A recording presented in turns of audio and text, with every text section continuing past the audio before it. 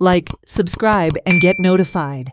The youth of Varam have spent sleepless nights preparing for their Shigmotsav float. They were busy putting the final touches to for the second time at the Shigmotsav competition in Goa. This year the theme is Varha Avatar. Last year, they secured a consolation prize. This year they hope to do better. They have worked for the last 50 days on the float. They received financial help from Varam villagers, MLA and ex-MLA. सगळे वेरेचे भुरगे त्याला सांगल्ले भुरगे पोळांचे सगळ्यांनी मेळून दिखावो केल्लो आसा वरा अवतार दिखावो केल्लो आसा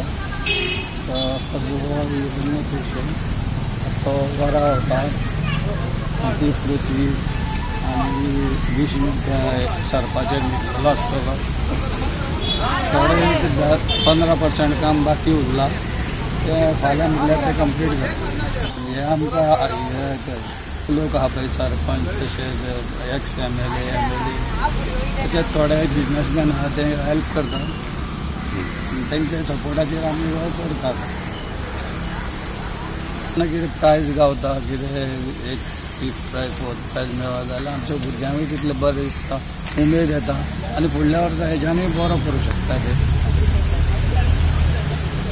कितले दीस जाले तुम्ही आता हे काम करता हे भुरगे आतां 1.5 म्हयने जाले जवळ जवळ रातचे येवन कामाचे येवन सदांच रातचे काम करता कितले वर्स 2 जायसर काम करता आता कितले वर्स जाले तुम्ही हे करतात आमचे दुसरे वर्स पयल्या वर्सा आमी रावण युद्ध केल्लें आनी आमकां